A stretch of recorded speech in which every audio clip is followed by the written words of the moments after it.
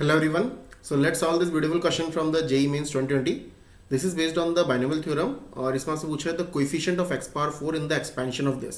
ऐसा क्वेश्चन बहुत कॉमन है, इसको हम दो मेथड से डिस्कस करेंगे. पहला मेथड तो ये है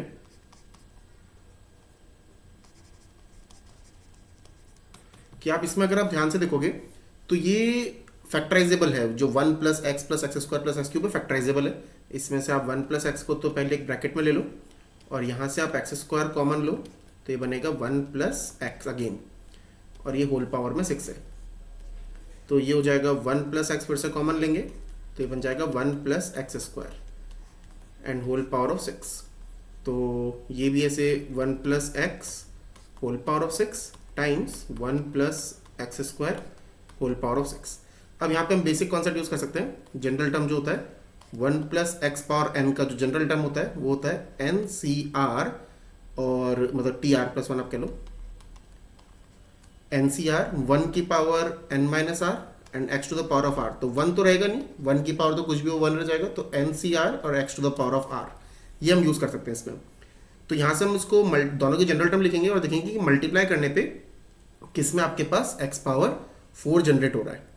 तो ये लिखते हैं इसको यहाँ पे 1 plus X whole power of 6 multiply by 1 plus X square whole power 6. देखो फर्स्ट वाले की जनरल टर्म अगर लिखेंगे तो it will be N C R और 1 तो है ही और x की पावर r. ये इसकी जनरल टर्म होगी और इसकी जनरल टर्म होगी एन सी आर और 1 तो है ही, ये एक्स स्क्वायर की पावर r. अब आप इसमें देखो कि x की पावर 4 चाहिए हमें, r की वैल्यू क्या हो सकती है, होल नंबर 0 1 2 3 4. अब जैसे हम r को अगर 0 पुट करेंगे तो यहाँ पे सबसे पहले क्या बनेगा, x मतलब r को 0 पुट करेंगे तो x पावर 0 बन जाएगा. तो एक तो x पावर 0 का कोएफिशिएंट आ जाएगा यहाँ पे.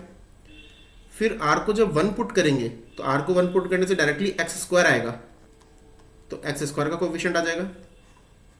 फिर r को अगर आप 2 पुट करोगे तो x पावर 4 आ जाएगा कोएफिशिएंट, राइट. ये वैल्यू आ जाएंगी. अब इसी तरह से जब r को आप 3 पुट करोगे, 2 के 3 होगा तो x पावर 6 जनरेट होगा. ऐसे ये सारे कोएफिशिएंट इसमें जनरेट होंगे. यहाँ पर क्या जनरेट होंगे आप देखो, आपको चाहिए क्या, x पावर 4 चाहिए. तो आपको ये देखना है कि x पावर 4 जो चाहिए वो कितने तरीके से मल्टीप्लाई होकर x पावर 4 बनता है. जैसे फॉर एग्जांपल कि x power 0 into x power 4 भी x पावर 4 बनता है, x power 1 into x power 3 भी x पावर 4 बनता है, x power 2 into x power 2 भी x पावर 4 बनता है, x power 3 into x power 1 भी ये बनता है, x पावर 4 और x पावर 0 ये भी ये बनता है, राइट. ये सब तरह से 4 बन जाता है. अब यहाँ पे आप देखो यहाँ x पावर 0 है, तो अगर यहाँ पे x पावर 0 है तो x पावर 0 के साथ क्या मल्टीप्लाई करें कि x पावर 4 बन जाए, x पावर 4 का कोएफिशिएंट. तो यहाँ से हमें चाहिए होगा x पावर 4 का कोएफिशिएंट. फिर x पावर 2 के साथ तो हमें x पावर 2 ही चाहिए होगा. ऐसे देखो आप इसको, x पावर 4 है, 4 के साथ यहाँ से क्या चाहिए होगा, x पावर 0 का कोएफिशिएंट. अब यहाँ पे x पावर 6 है तो 6 से आपको 4 बनाना तो x पावर -2 चाहिए. लेकिन अगर आप पैटर्न वाइज देखोगे r तो कभी नेगेटिव हो नहीं सकता, तो इट मीन्स ये जो लास्ट केस है ये तो पॉसिबल ही नहीं है, इसको तो कैंसिल कर दो. मतलब x के पावर -2 तो हो ही नहीं सकता, बचे ये 3 केस. तो यहीं से आपके पास x पावर 4 बनेगा. अब देखो यहाँ पे हमें x पावर 4 चाहिए तो r को 4 पुट करेंगे तो यहाँ बनेगा 64. 2 चाहिए तो बनेगा 62 कोएफिशिएंट और 0 चाहिए तो बनेगा 60. यहाँ पे अगर देखेंगे x पावर 0, r को जब हम 0 पुट करेंगे तो ये तो 60 हो जाएगा.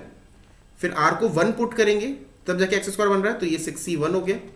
और जब r को 2 पुट करेंगे तो ये 62 हो गया.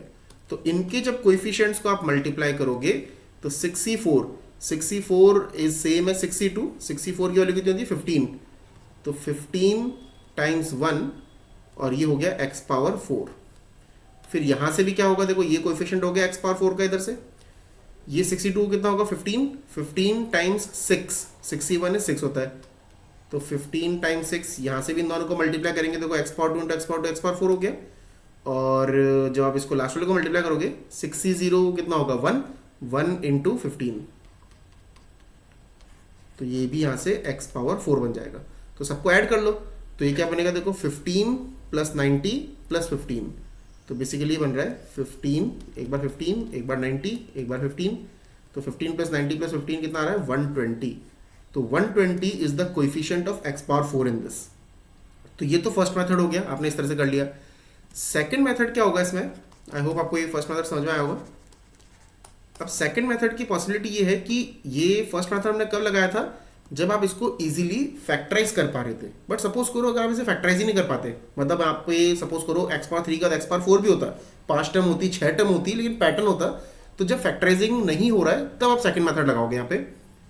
तो क्वेश्चन है 1 plus X square plus X cube whole power 6। Suppose करो ये फैक्टराइजिंग नहीं हो रहा है, राइट, तो लेकिन ये आपकी जीपी बन रही है, तो जीपी की जनरल टर्म का फॉर्मूला लगाएंगे इसमें, सम ऑफ एन टर्म्स। कितनी टर्म्स है इसमें, 4 टर्म्स। फर्स्ट टर्म क्या है यहाँ पे 1 है, कॉमन रेशियो कितना है x है, तो जीपी का सम ऑफ एन टर्म लिखेंगे तो a, जीपी का सम ऑफ एन टर्म्स का फॉर्मूला होता है a 1 minus R to the power of n upon 1 minus are.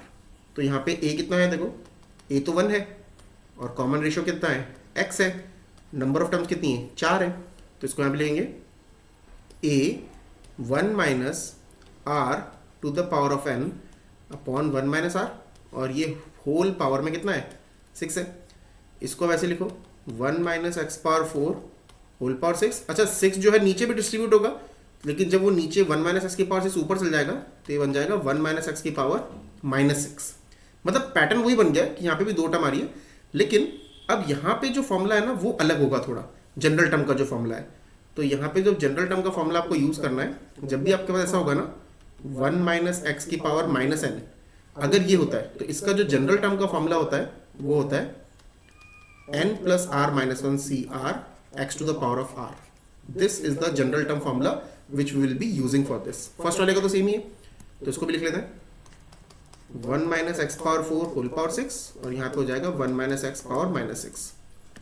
n की वैल्यू यहाँ पे 6 है, n केवल 6 रहेगा पॉजिटिव वाला, नेगेटिव 6 लिखा हुआ लेकिन n केवल 6 है यहाँ पे।